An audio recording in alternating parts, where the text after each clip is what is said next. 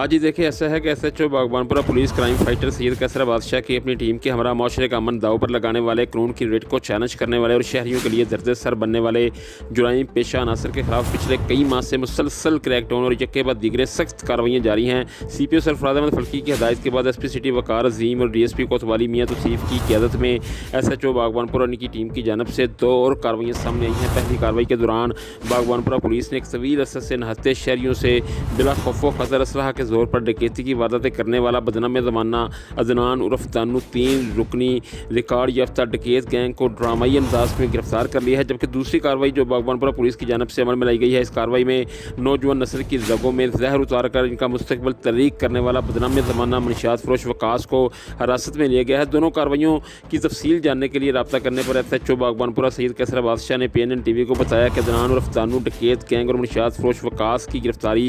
की गई है और बताया कि डकैत गैंग में अदनान उर्फ दानू सकना कोट हनीफ सफियान मसीह सकना कोट हनीफ और समीर सकना निशरा रोड शामिल है। मुलजमान से जुरानी तफ्तीश 1,60,000 रुपये नकदी, मोबाइल फ़ोन, असलहा और गोलियां बरामद की गई हैं। मुलजमान पहले से तयशुदा प्लान के मुताबिक इलाका थाना बागबानपुरा में सरेराह शहरियों से वारदातें करते थे। जबकि इतला मिलने पर बदनाम ज़माना मनशियात फरोश वकास को भी गिरफ्तार करके इसके कब्जा से 2200 ग्राम हीरोइन बरामद कर ली है। मजमूई तौर पर गिरफ्तार 4 मुलजमान के खिलाफ 2 अलग अलग मुकदमात दर्ज कर लिए हैं। जुराइम पेशा अनासर के खिलाफ शानदार कारकर्दगी के तसलसल को कायम रखने और इलाका थाना बागबानपुरा में अमन व अमान की सूरत हाल को बरकरार रखने में मौसर किरदार और शानदार हिकमत अमली का मुजाहरा करने पर अवामी, समाजी, मजहबी, तलीमी, सियासी और खुसूसन कारोबारी हलकों और मनशियात फरोश की गिरफ्तारी पर वालिदैन ने CPO Sarfaraz Ahmed, SP city Waqar Azeem, DSP Kotwali मियां तौसीफ का शुक्रिया अदा किया है और बागबानपुरा पुलिस की काविश को भरपूर सराहा है।